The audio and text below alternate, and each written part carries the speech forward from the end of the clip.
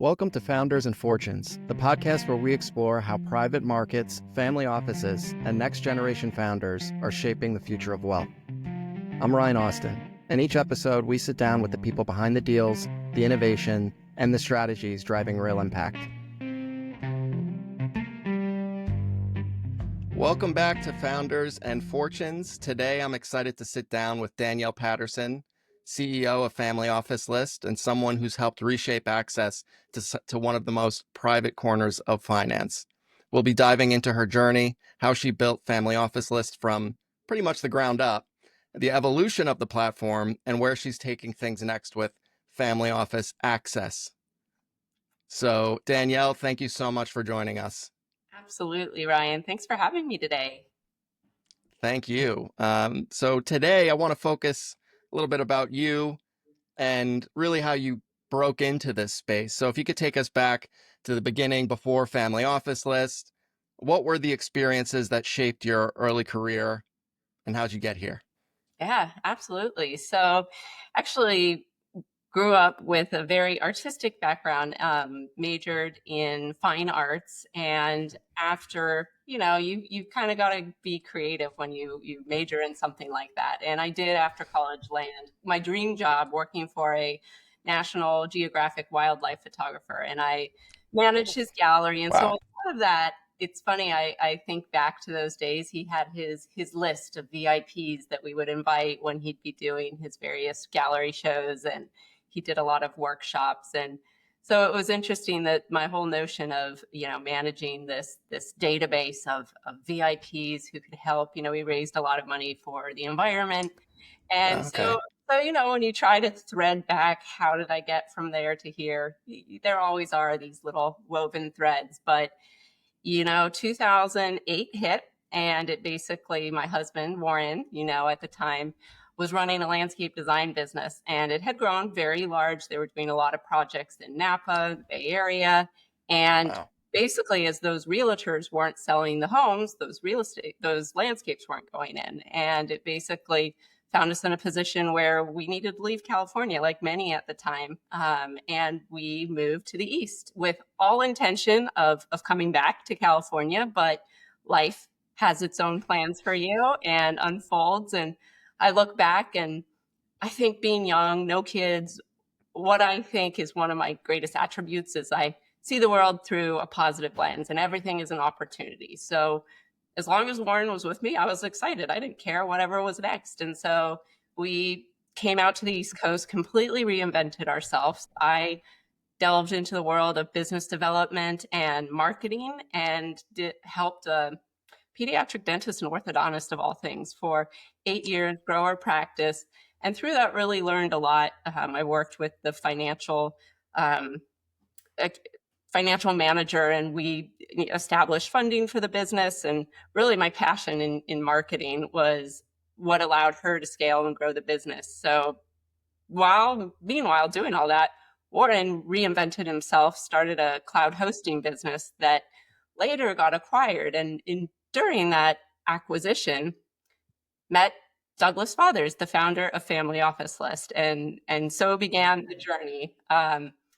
Douglas was really enterprising. His own journey of founding Family Office List was an interesting one. He was a fund manager, went to raise capital, exhausted friends and family, went down the path many do, went to the world of ultra high net worth. And turns out, many of these wealthy people have what's called family office. And, he didn't know it at the time, but really dug deep into the sector, had a tremendous success raising capital for Fund 1, Fund 2, went on, started several financial services companies, all designed to really help someone who was back in those early stage footsteps of his go to market more efficiently. And he advised them on their fund formation tactics and realized, that prospecting list that took him so long to build was monetizable. And that was the birth of Family Office List. So for years, it was managed by Douglas, and it was a static Excel offering.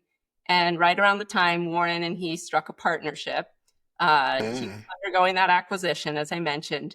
Well, things with his partner went grandly, and he and his partner went on. They acquired several companies, just sold to a PE firm. But this partnership was really exciting. And to me, I was like, what is a family office? And can I bring some of my marketing skills to the table? And Warren uses the term, you sprinkle your fairy dust on the business. And it really helped, transform what Douglas had started. And, Warren was a bit more out of the picture, and I was really helping drive revenue, and to the point where we were able to structure a deal and actually acquire the company from Douglas. So that happened, can't believe it, almost 10 years ago now. Um, Wow. So, so and I've two things I have to say.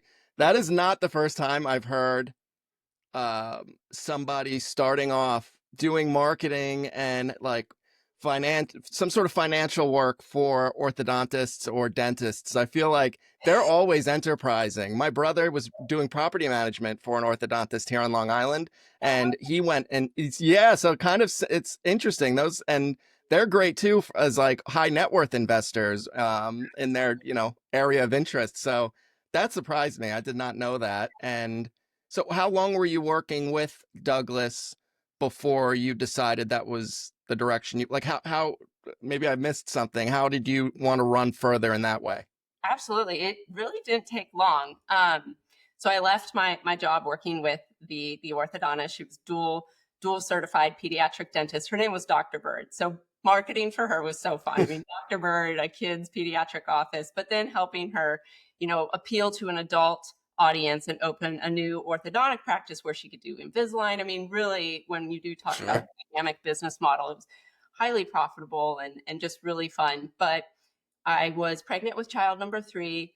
Um, when I do something, I do it 110%. And being very entrepreneurial as well, I was like, I'm gonna, I can pour this into something of my own. So working with Douglas, I just, took all my skill sets and applied it. And I think, our skill sets balanced each other very well. He had the world of finance, and he was very, his approach was completely probably opposite to mine, but that worked well. And I brought something into the table that helped. It's kind of that feminine touch, listening to customers. And I probably worked in that capacity for around 6 months. And what I loved is, taking these calls, and it was intimidating. I struggled from imposter syndrome because it was like, I don't come from this world. I'm only now learning even what a family office is. But what I do love is connecting with, our audience. Who is it we're trying to sell to? What don't you love about this? What is the challenge?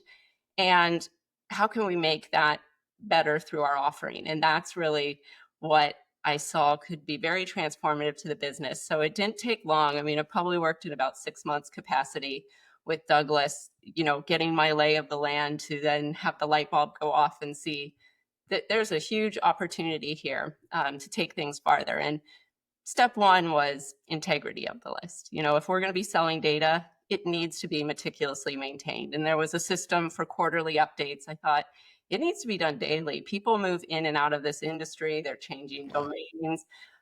So we got a dedicated research team. And because it didn't make sense to have it being enhanced, enriched every day, but then to sell someone something static and have them come back and say, well, this is outdated. And you're like, well, no, it's been updated. So we developed a platform. So version 1 was launched in 2019, and it really helped. It just helped streamline the researchers' efforts. There were timestamps so we could ensure that things were being properly maintained. It ensured that when clients purchased the data, they were getting that day's version and not working off of some old model. It also enabled us to get to the point where we could launch a subscription model. And, with any business, that can be very transformative. Yes. And I think most people enjoyed the fact that they could rely on the data. The many customers came to us jaded, they had bad experiences, and they wanted that reassurance that they weren't going to have that experience with us. Mm. But that was phase 1. That was platform number 1. So platform number 2, which actually we just launched last summer. Congratulations. Yeah. It was taking it a step further. Having data is one thing, but I almost hated that people were coming to us still that intent of, I want to buy a list because I not necessarily want to spray and pray, but like that's my go-to-market strategy with these families. And, I don't know that it works. It is very relationship driven. You've got to be hyper personalized. And I think data is so important in that field. It's the foundation of understanding if there's alignment, since no two family offices are alike. And so version 2 goes deep into, description, origins of wealth, what structure is this family office, how many employees, when was it founded. All these things give people more context and understand, is there a fit? How do they like to structure deals? What industries? Are they Mm, high, low risk tolerance? And having that understanding allows people to really save themselves time, save the family's time, but also strategize. Where can I offer value? Where can we collaborate? Because it's not like the world of VC. You're just going to send them a pitch deck and you're done. You've really got to think about this as a long-term relationship where there's synergy, how you both offer each other value. It's mhm. relationship. So having that data as the foundation, but going a step further and having more strategy and insight into each family, since no two are alike, Sure. and insights into the industry, as you see. I mean, your family office growth newsletter is amazing, and it speaks to how Thank you. the industry is always evolving. And I think that's, why we're becoming family office access, and we're already on the edge of building version 3. It's with development, you're never done. So excited Right. for really what's to come. And I think just the name alone, I want people to stop thinking of it as a list. It's not. First of all, it's a platform, it's insights, it's data. But I also want to help change their perspective.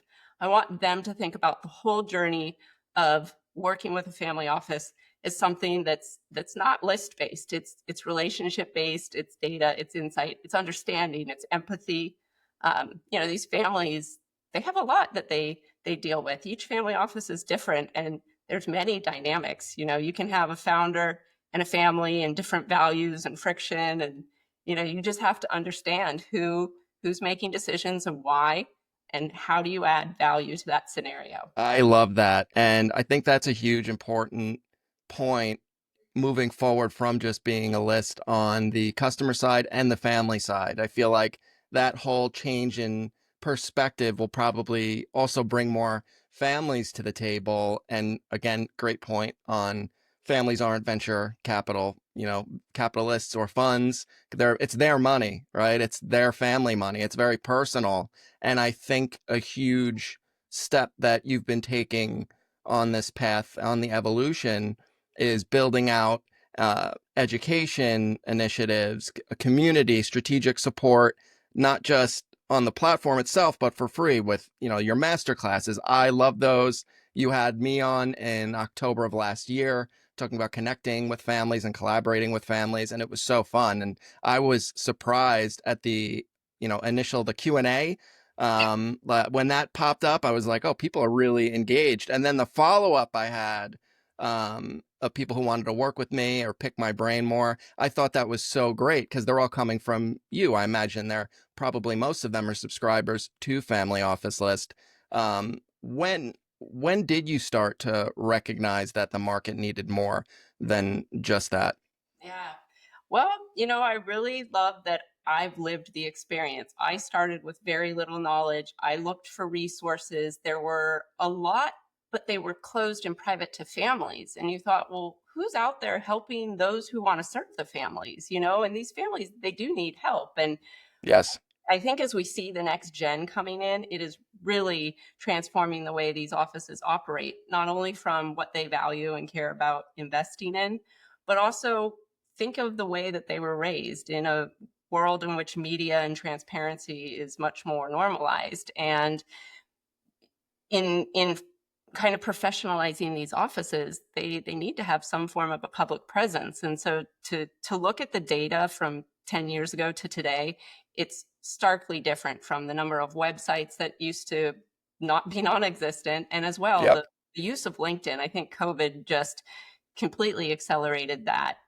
Um, and also, think of technology and the way that we're able to cross boundaries and connect with people, seamlessly across the world. And that's really, I think, changed all sectors, but the family office sector for sure. And I think my desire to really myself personally open up and become more of a thought leader to highlight people like yourself on the master class. And thank you for saying it was a good experience. That's, my role is, who do I admire? Who am I learning from? And how do we elevate? Because there's just not enough, especially for the families, but those also looking to serve them. And how do we bridge that gap? Because I think collaboration is so important. And I'm encouraged to see more and more family offices becoming subscribers, because whether they have their own initiatives or they're simply looking to collaborate with other families, it's exciting, and I'm looking forward to taking it a step further to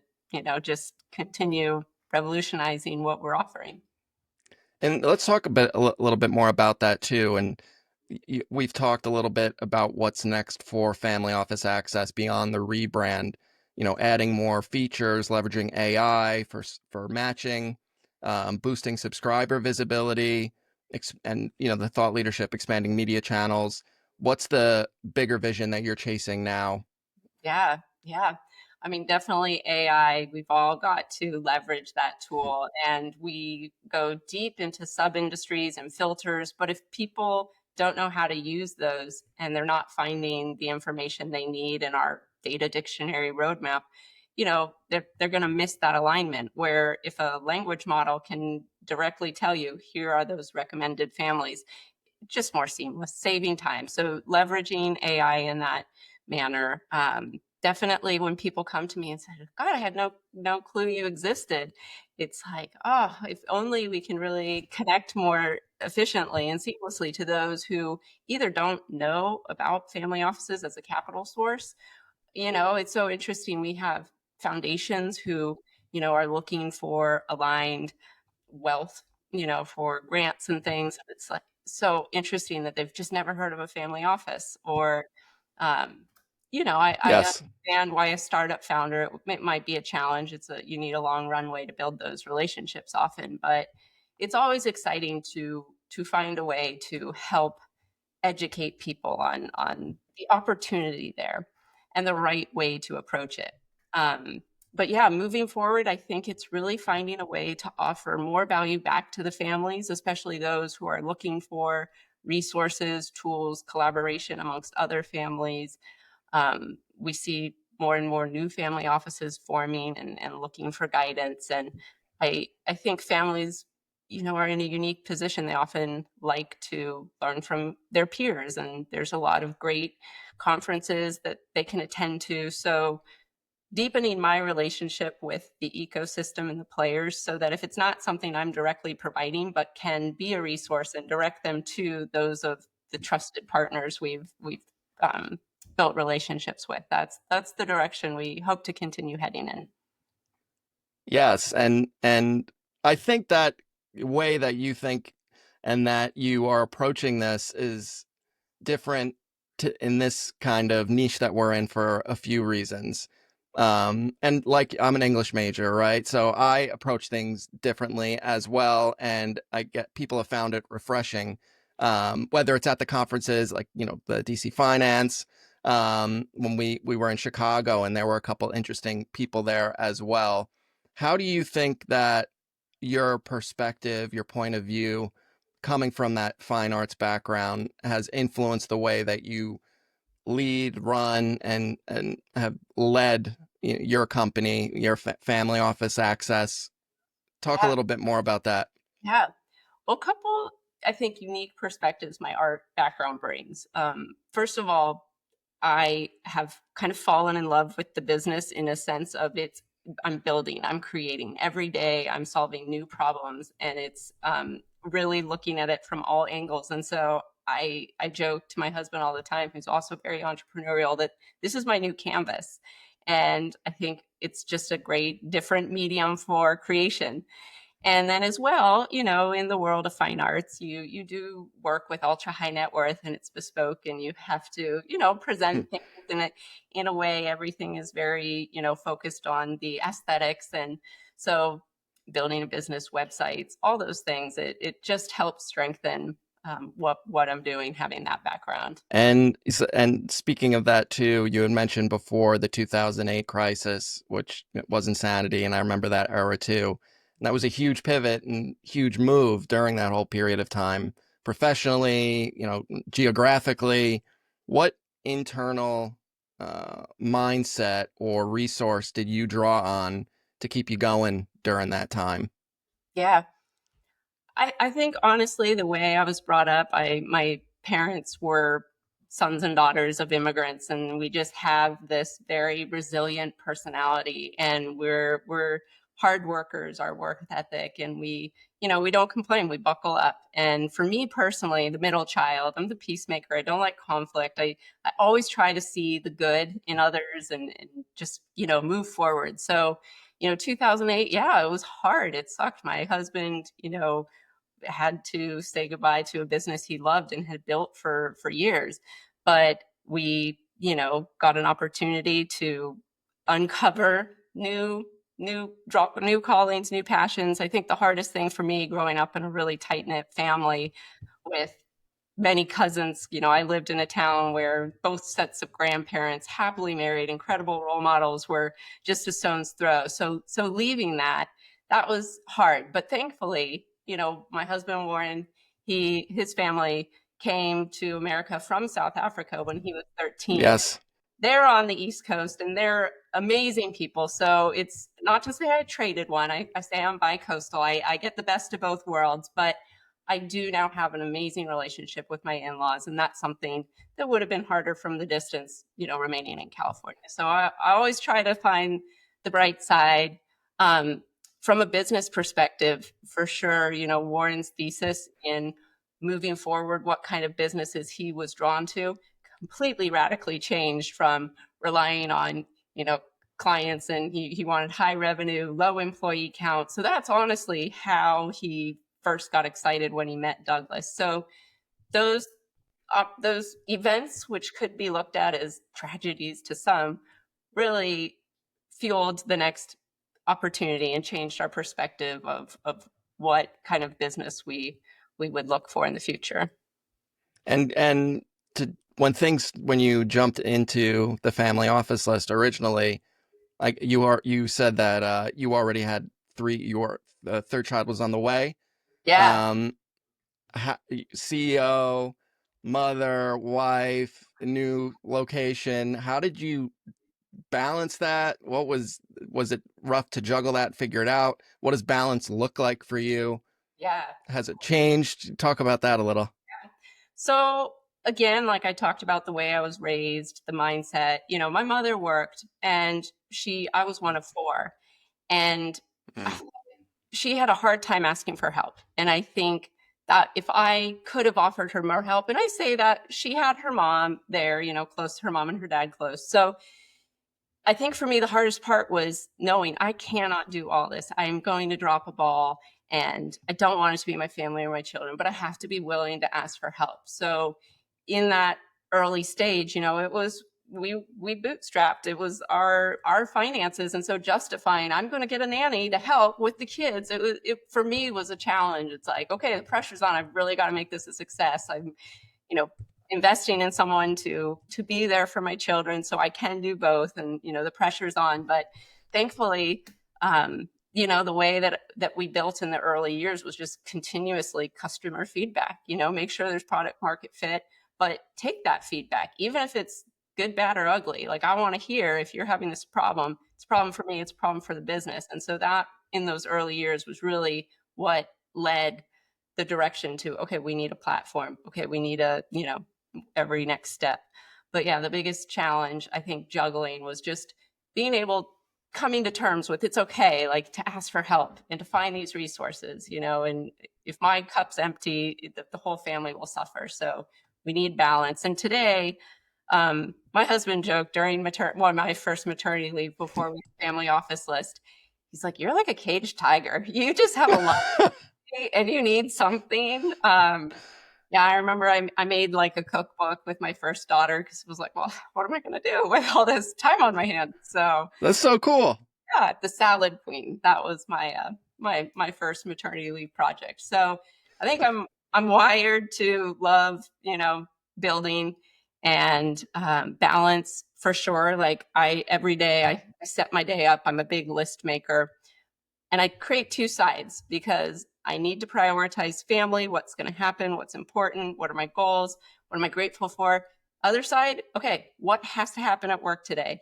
And I've had to learn to give myself grace. If that list doesn't get done, it's okay, but learning to prioritize, learning to give grace, but learning to, see these curtains. This is my home office. Those curtains, they will close and I will put them away. And that you've got to switch your brain back over to family, and being able to compartmentalize is important. Absolutely. And it there's a lot of directions that I can go from here. I relate to struggling, asking for help personally, professionally. I totally get that. And one of the challenges that I've had, and we've also talked about um, with our respective businesses, is scaling and hiring people. At what point, because I feel like the Family Office List really started to become a more than a list, like a platform community under you. But when we had connected like a year or 2 years ago, you had already been well underway, trying out, experimenting, doing these different things, bringing people on for sales, bringing people on for content. What are some of the lessons, challenges that you learned along that way of building the business? Oh, yeah. No one can do it alone. You have to rely on your people, but you have to also know when the people aren't right. It's okay. My problem is I will try to find an angle, find a way to make it work, but sometimes it's just not meant to be. And being able to recognize that early on, that was a big learning lesson. Also being able to let go. When it's just you for so long, you have an idea of how it needs to be done, but if you find the right people and you empower them to do their job, I mean, they're going to do it way better than you. And so that's really, I think, what was transformative. I found people whose skill sets were way better and complemented mine, I should say. I'm right brain, left-handed, dyslexic, ADHD. Me too. It works, but I need some people to balance that out. And I've really found that our head of research, Elise, has been with me for, gosh, 9 years. Uh, Wow. yeah, we've found, just incredible people to support what we're doing, development team. And it's so much more fun when you can build with people who complement and are as passionate as you are. Yes. And tying that in, I guess, more towards the family office angle, and apologies that I'm bouncing all over the place here, but stuff keeps coming to mind. The idea of access to family offices who are so famously private and relationship driven. I think the community aspect is really one of the only ways that you can go forward to kind of bring both parties together. How did you navigate that in, it's very touchy. Do you know what I'm trying to ask here? How did you find the right balance while respecting privacy, but bringing, legitimate people and subscribers, to the right families? How's that, how's that been? It's tricky, I imagine. Amazing question. It's very tricky. And I think a lot of people, they all want the warm introduction. They know you have the relationships, but they don't understand, like, that's not how this world, like, for someone like myself, that's just, you can't monetize those introductions. You can't, it's so nuanced, and every deal. I mean, I'm not the expert of diligence, so I'm not in a position to say, is this a great deal or not? All I can do is get to know the person's character, their values, understand the families, their values, also find the families. And this is what I love is they want to share their knowledge, at least with each other. They want to be leaders. Yes. And so then to find leaders like that who are willing to just lead through their philanthropies, lead through their life's lessons, and being able to highlight those particular families now through the master class is kind of our focus of 2025. And Mm. I'm excited. We'll be interviewing Carol Levin Burnick, and we heard her speak. Do you remember at DC Finance? Yes. I just spoke to her yesterday. That's so funny. Yes. Gather as you go, and she's got the Enchanted Backpack program. And I was just so inspired. I had lost my mom. It was a while, but I just her lessons in turning pain into purpose, that grief but sharing how that fueled her and how now she's this incredible mother, and the fact that she shared her family's mission statement with us.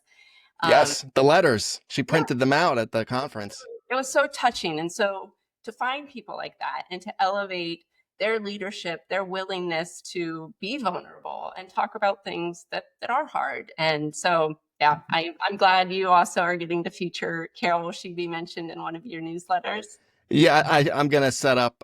She'll probably be one of my next interviews here. She's sending me her books first. She offered, so I just gave my mailing address. So I'm like, I'll dive into them a little bit before, because, like you said, she has so many philanthropic initiatives, and I'm like, do you want to target one? She's like, no, I have no motive. I'm like, oh, that makes it harder for me.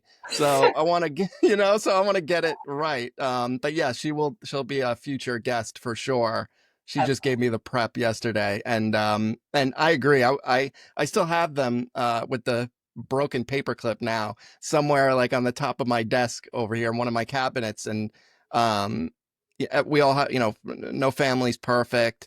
I came from a family where on the Austin side, if governance was really handled like she talked about amongst her family, that's what really resonated with me. And being grateful, and this is how we got here, this is how we can continue to carry the mission of the family forward. I feel like that would have solved a lot of issues on the Austin side, and I think it's a beautiful thing to move forward. So that's what resonated with me. And you're right, she's all about being a mom, and all the millions of dollars that she's contributed to Chicago, and children, and donating clothes. There's really incredible lady. And I think, and it is changing with the next generation of families and Gen Z.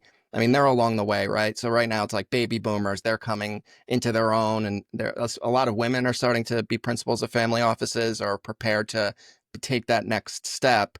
I feel like she's an excellent example of someone who will go to one of these conferences, suffer getting pitched a million things just to talk about what she wants to talk about. So yeah, that's funny. And of course I do remember her there, and I think that's awesome. I think you'll have a really great masterclass with her, too. Super personable lady. Kept Yeah. calling me kiddo. I'm like 33, but I kind of liked it. So, That's awesome. um, she's very awesome. So that's so funny. We're like on the same wavelength over here. And I'll look forward to your interview with her, because I think, yeah, we'll each You probably have bet. different questions, different perspectives, but yeah, that'll be awesome. Yes, and it will be on the newsletter for sure. Um, in fact, so pivoting from there, let's talk a little bit about the future of the family office ecosystem, because you and I have both been approached by people who are from a family office. It's super siloed and private. Even amidst themselves, they have trouble connecting with one another outside of their usually small communities locally. What's something that you've noticed, or some trends you see coming up, down in the 5-10 year future? Do you have any thoughts on that you're excited about? Definitely. I mean, I think we're going to see families wanting to raise their own initiatives, maybe their own groups where they can meet in kind of non-commercial ways, commercialized ways.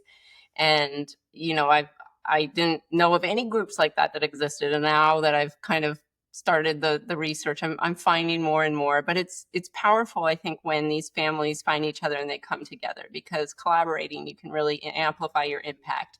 And so I think we'll continue to see a lot of that.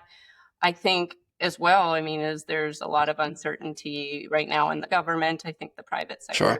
play an important role. And I think it's going to open opportunity for leaders to step up and kind of fill the void that has recently been created. And we'll see in the next 5 years how that continues to evolve. Um, in terms of direct investing, we've really seen an increase, of course, in getting involved and doing the direct investing, because things are volatile now. I think at least this year we'll probably see a lot of allocation go into funds, just to ensure that those who have the boots on the ground and really have the deep industry expertise are the ones kind of choosing those deals. But yeah, I think we're going to continue to see the public recognition of the sector rise. I think initiatives like the Chicago Booth School of Business is going to, Yes. the younger generation. So yesterday I had a call, a placement agent for lawyers, and she's like, we place in public private equity, we place, but I'm having more and more requests for family offices, and we simply just don't know the industry. So we need a database so we can really start to recognize who's who.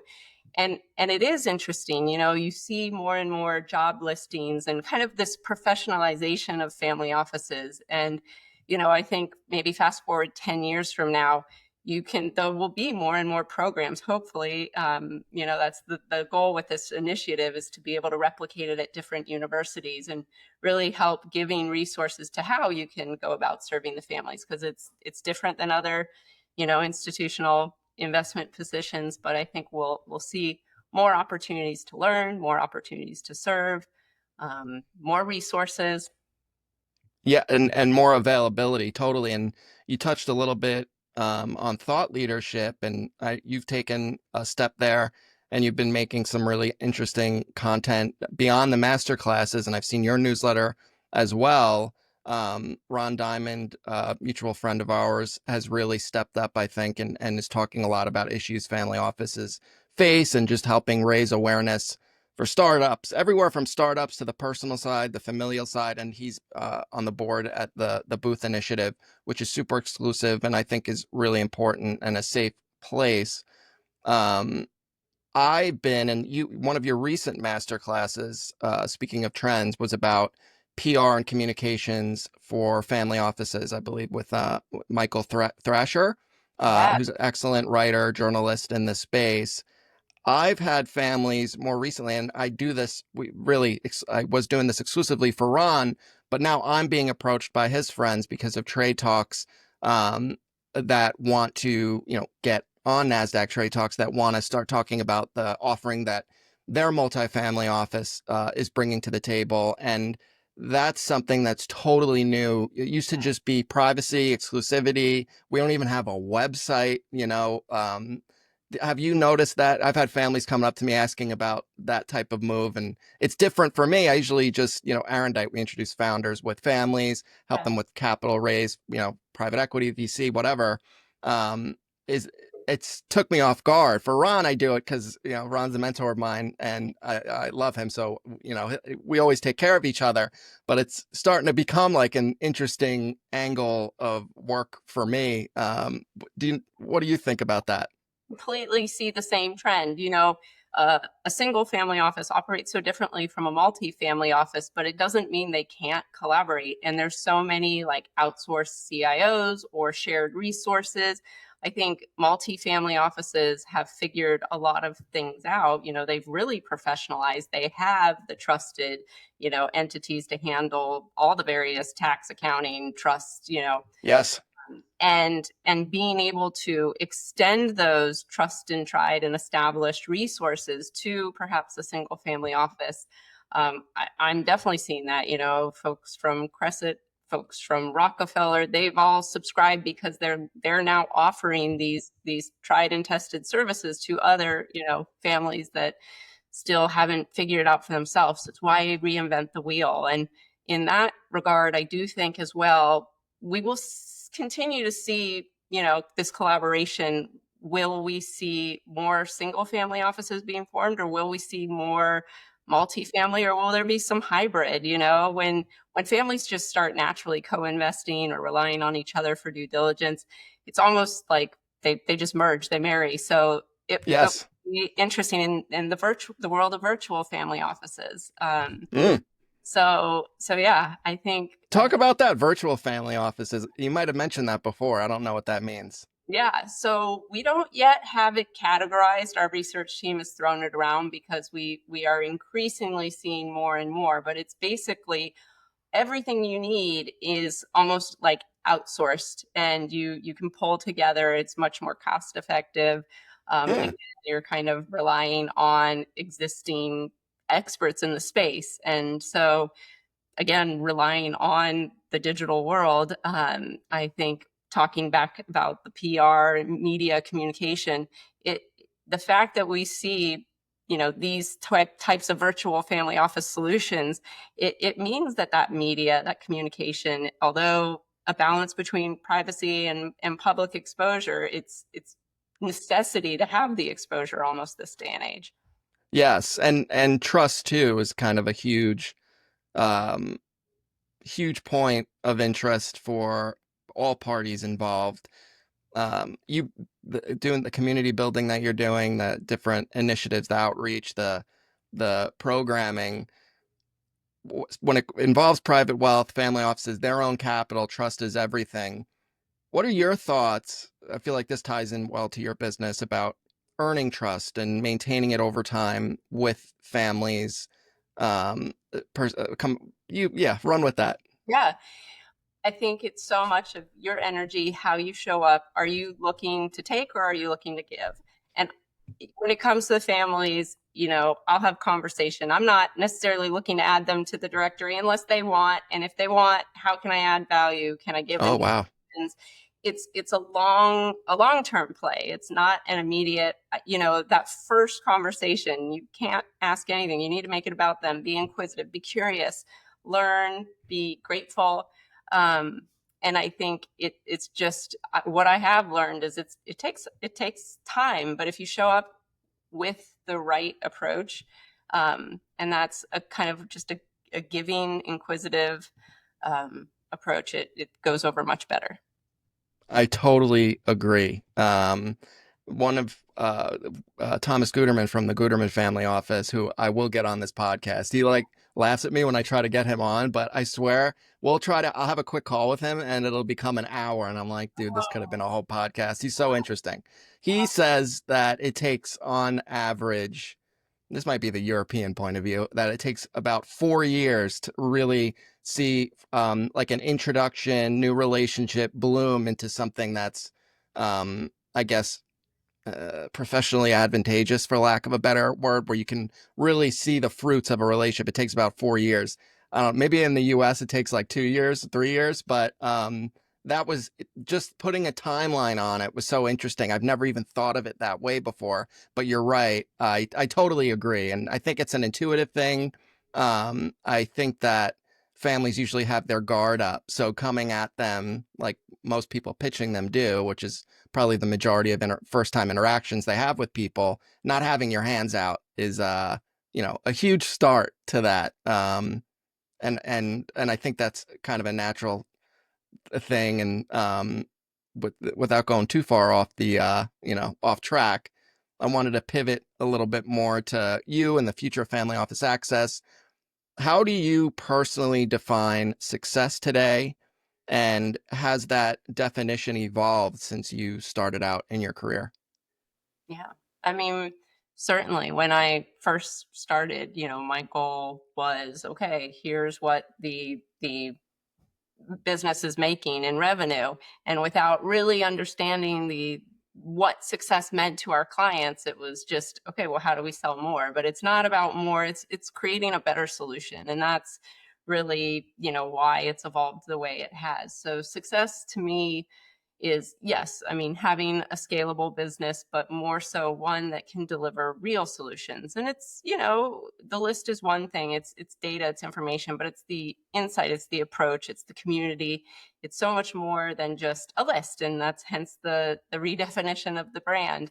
And yeah, I think success in the future is just finding more ways to collaborate, finding more partners to kind of carry on that mission and amplify the goal. Um, yeah, and back to the timeline, one other thing I wanted to add there. Sure. We've from day one of the first things I put in place from a marketing perspective is, like we need a live chat, we need some form of a CRM. And then it was, okay, well, we have to communicate. And how do we not just, send out some sales email, but send something of values and show your personality, be a real human, and foster the relationships with our clients. And what I realized is more and more of the clients are becoming the family offices. And when you're not just trying to sell through your tactics, you're trying to help, you're trying to educate. It's really fun when I'll have conversations and people watch. They see how you show up. They appreciate when it's thoughtful and it's authentic. And so I'll have conversations with people and they'll say, you know, oh, I've been in your mailing list for years now. Or I once went, it was Beverly Hills, Denny's first conference when he went there, I think about 2 years ago. And someone Sure. came up to me and they were like, oh, yeah, your LinkedIn content is amazing. I'm like, who are you? But I think if you put yourself out there with good intentions and you're authentic and you truly are coming from a place of trying to help, people see that and they recognize. But it takes time to build and earn that trust. So I think even when it's not a direct interaction, like you said, don't go with your hand out, but be in your space, be that thought leader, be authentic, and try to find how you can serve, you know, your immediate audience, but know that people are watching. And so you touched on a couple interesting things there. And to that point, what, and I imagine people think family office list, maybe it rubs or has rubbed in the past certain people on both sides the wrong way. What's one private challenge or hidden battle that you've faced behind the scenes that most people don't see? Yeah. Well, definitely that name, you know, and that it is tied to a stigma, but it's a resource, it's a tool, it's a necessity that even the families are coming to need. But it's kind of okay. Well, how do we first make sure that there's integrity? Because there's a lot of bad lists out there, and Oh so yeah. even saying a list has a bad rep.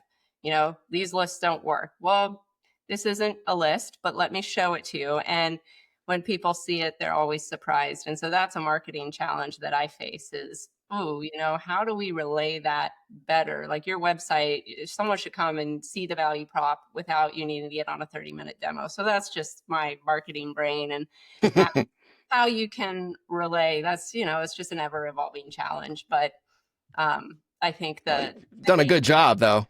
stigma. Thank you.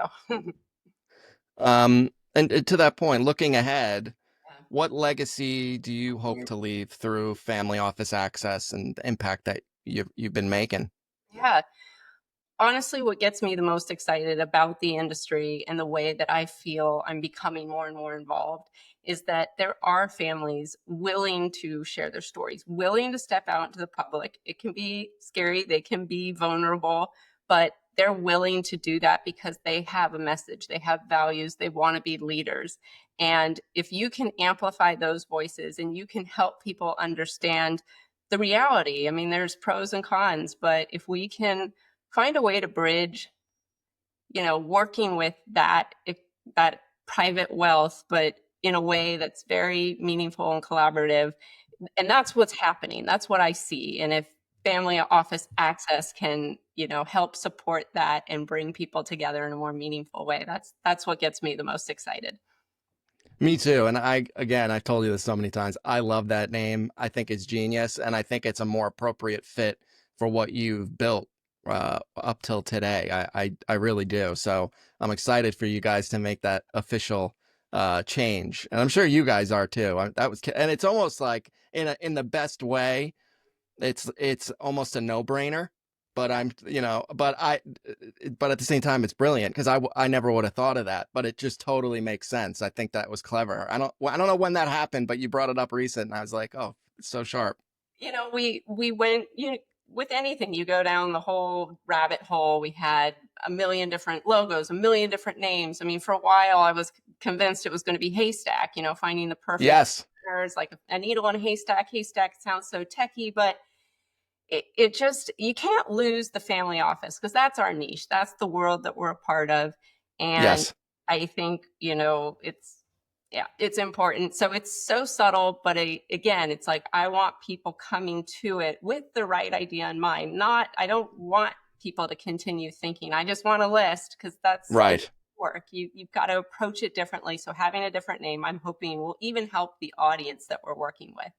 And yeah, no, I definitely am excited for the launch. We're kind of having a soft launch because you know all the things you want to make sure before you roll it out. But when it comes time, I'm going to need to rely on your expertise. We'll have to have a chat after how to go about press release and from a journalist. Absolutely. My pleasure. totally. And I'm looking forward to that, and looking forward to helping you guys as well in any way you need. Final question. Um, and thank you again for doing this, Danielle. If you could go back and give advice to your younger self whether it was at the start of your career or during the move, but I think the start is probably best. You could give yourself advice at the beginning of the journey. What would you tell her?